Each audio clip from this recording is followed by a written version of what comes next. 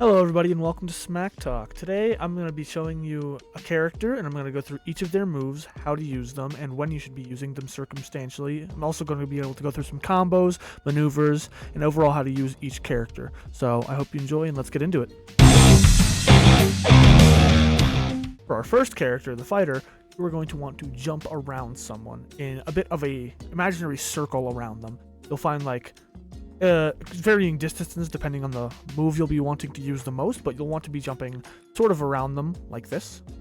It doesn't matter what move you're using, but just jumping around someone and keeping close with the fighter is very good, with a lot of his moves being close range and a lot of his moves being able to play up or down systematically depending on what you're doing. So playing around someone in this circle is very good because you're able to adapt certain moves, and playing sideways isn't always good because a lot of characters have these longer range things, and they have these more powerful sideways attacks, and you can't deal with all of that. You can't cover all that because you're more of a close ranged character. The first and most basic move you'll find is Take This. Take This is your basic attack. It's what you'll be using a lot. It gets you a quick movement forward, it does damage, and dishes out quickly. That's all there is really to say about it. You'll be using it a lot, like take this, take this, take this, take this. It's got a quick dash, but it doesn't go as far as some other moves, and it doesn't do as much knockback as some other moves, but it does the most consistent damage, and that's all you care about early game with when you're using Take This. Onto our heavy move, Stonebreaker Fist. This is going to be your heavy knockback move. You're going to use it to hit them off the stage and take control of the middle. You're going to start guarding the edge. You can do however you want. There's not really edge guard attacks for a fighter, but you're just going to want to use it to try and kill. You can't edge guard too well, and a lot of characters are probably just going to get back on because they have those better mobility things than you, but you can still take control of the center, and that's what the most important piece of this is. Taking control of the center is exactly what you need early game, late game, and whenever you need. It gives you the most space, it gives you the most knockbacks advantage for trades, and overall puts you ahead no matter the situation. So having Stonebreaker Fist in your library of attacks and being able to do great knockback with a heavy attack is always a good thing. On the surface, Dragon Fists might seem like your kill move. It does a lot of knockback and a lot of damage, but that's wrong. Dragon Fist should never be your kill move. Dragon Fist is unreliable, and it puts you in a bad position to where you're lunging. And if you miss that, you're in a bad position, you're out of the middle, and you are losing control. You want to use it only if you know you're going to hit it, and you want to get extra damage, or you're trying to get a really good knockback. Because otherwise, you're paying the debt for it if you miss it, and that's really not a good look. It's your strongest move, sure, but if you miss it, it's your ass. Ki Blast is your one and only ranged attack. Ki Blast is good for hitting campers, it's good for hitting people who are up on top platforms, it's good for hitting people who aren't playing the same playstyle that you would like to. It's good to get them off of their game, it's good to hit them from far away, it's good to get them to jump over it and maybe hit them later, but we'll go over all those sorts of combos later. But for now, that's all I really have to say about Ki Blast. It's your basic ranged attack. You should never really use it mid-fight because it's putting you in such a vulnerable state, and that's all there really is about it. Just don't use it too much, because in the end, if you do, you'll be costing yourself a lot more damage than you'll be dealing with it. Earlier, we talked about playing against someone in a circle. Falling Chop is where that comes in. When you're above them, you'll use Falling Chop well. So, Falling Chop.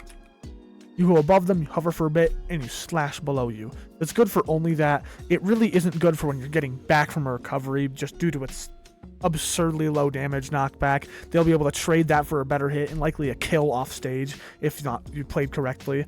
Usually when coming back to stage, you'll want to use something like Dragon Fist to do with lunge, and maybe, oh my god, as I was saying, Dragon Fist should be your recovery move due to how he lunges you forward and does damage and does good knockback. But Falling Chop is only something you really use for early game combos and hitting around. It's not something you should be using when you're basically like late game, you're fighting and you're just trying to get those kills. Late game kills is not where Falling Chop comes in. That's for things like Uppercut, Stonebreaker Fist, or Dragon Fist. They're all way better in that regard of kills, but the early game you're going to be wanting to Take This and Falling Chop to get that damage that you want while playing in that imaginary circle we already talked about. Our last basic move and recovery is Uppercut. Uppercut is very good recovery. It gets very high, you're allowed to control it while you're doing it. Also, it's very good for damage. Upwards damage is absurd. You can chain it with itself. You can hit it a lot of times in a row just to get those kills. It's a great knockback, it does great damage, and it's a great move all around that I don't see why you wouldn't be using when playing above. It's so good, it's one of the best recoveries, it's one of the best up attacks in general, and it's just overall an insanely good utility to have.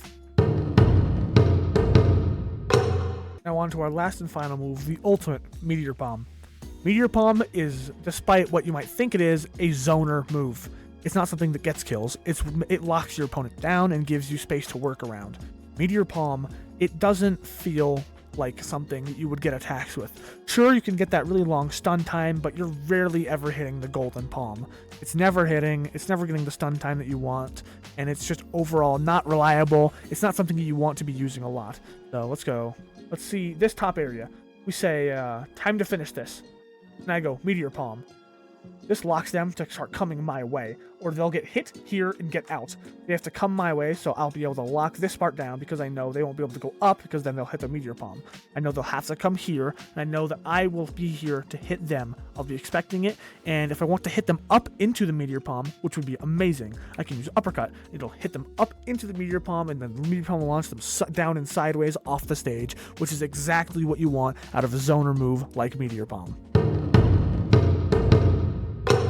Now, let's start getting into our combo moves. Our first move is something I like to call the Ki Cut, involving our Ki Blast and our Uppercut. Both moves might not seem like they'd mesh together very well, but they unexpectedly do. Ki Blast is something you can walk behind and take as a cover move, while you use the Uppercut when your opponent jumps over it, or if they jump over it, to get that hit. Because if they're going over it, you hit them with the Uppercut. If they don't, the Ki Blast hits them and you get that damage up anyways, and your Uppercut brings you up out of the way for them to even get that hit back damage anyway, so you're getting free damage either way from this, but you don't want to use it every time because you need to get some ground first. You need to establish yourself some land before you can actually do it, because otherwise they're just going to run up to you and punch you before you can get the Ki Blast off in the first place. Our next combo is very similar to the Ki Cut. It involves Ki Blast and our Dragon Fists. If used correctly and very quickly, you are able to get behind the Ki Blast with your Dragon Fists and get that free damage. You'll be ahead of it, you'll be getting the damage, and the hit from the Ki Blast will do even more damage. It won't kill because the last knockback will go to the Ki Blast, because as it'll be the last thing that hits them, and the knockback from Ki Blast isn't great. So I'll be going Ki Blast, Dragon Fist. You can see how the Dragon Fist pops out ahead of the Ki Blast, and that's the hit. It's going to hit them first, and then the Ki Blast is going to stilt them there. It's not going to do knockback, it's not going to do a whole ton of it. It's not for a kill, it's for that damage that you're looking for early game. Our next combo is the perfect combination of damage and knockback. It's exactly what you want for kills, for damage, and for really any type of thing you need. It's going to include Stonebreaker Fist and Dragon Fist. Now, while both unlikely to pair together, there is a very small thing that you can do. It's a hard timing, it's hard to pull off in game, but if you hit it, you'll notice it does work. If you go Dragon Fist, Stonebreaker Fist. You can start saying Stonebreaker Fist about when the second punch starts winding, and then you can get the Stonebreaker Fist off as this Dragon Fist end perfectly. In that chain hit, the Dragon Fist will do the damage, and then that Stonebreaker Fist will do the knockback way the hell off stage for a very, very clean kill that no one can escape. Hey there, thanks for watching. I really appreciate you popping in to watch this video. I'll be trying to get out one character for every day, and I'll be trying to get out the new characters when they come out as soon as I can. I'd really like to thank you for watching, and I hope you enjoyed.